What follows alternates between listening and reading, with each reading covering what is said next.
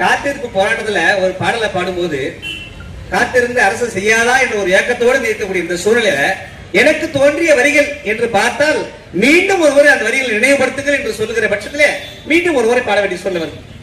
காத்திருந்து காத்திருந்து காலங்கள் போகுதையா, பூத்திருந்து பூத்திருந்து பூவிழி நோகுதையா, நேத்து வர நாங்கள் வைத்த கோரிக்கை என்னாச்சு, இன்றாவது நடக்குமா சொல்லுங்க அண்ணாச்சி.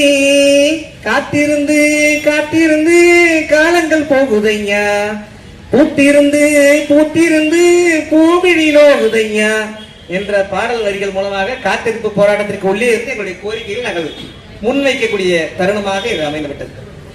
இப்பவாவது அரசாங்கம் அந்த கோரிக்கையை முன்னெடுத்து கவனித்து கிராம நிர்வாக அலுவலருக்கு செய்யுமா என்று ஒரு ஏக்கத்தோடு ஒரு ஆதங்கத்தோடு பாடக்கூடிய வரிகளாக நான் எங்களை பார்க்க ஆபீஸ்ல உள்ள விஓஸ்க்காக வராங்க, ஒரு பப்ளிக் வராங்க.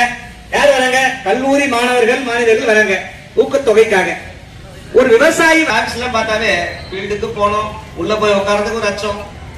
பல்வேறு சூழ்நிலைகளையும் கலந்து நவீன மயமாக்கப்பட்ட ஒரு நல்ல அரசு கட்டிடத்தையோடு அதை காட்டும் நல்ல தரமான கட்டிடமாக அமைத்து கொடுத்தால் வருவாய்த்துறையிலே கிராம நிர்வாக அலுவலர்கள் என்ற அடிப்படையிலே மக்களுக்காக கிட்டத்தட்ட 40 ஆண்டுகளுக்கு முன்பு வச்சாங்க.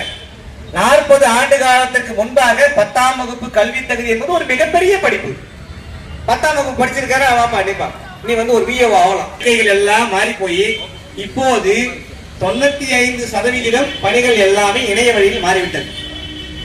இணைய வழியில் மாறிவிட்ட பணிகளை நாங்களும் புறக்கணிக்காமல் செய்து கொண்டிருக்கிறோம்.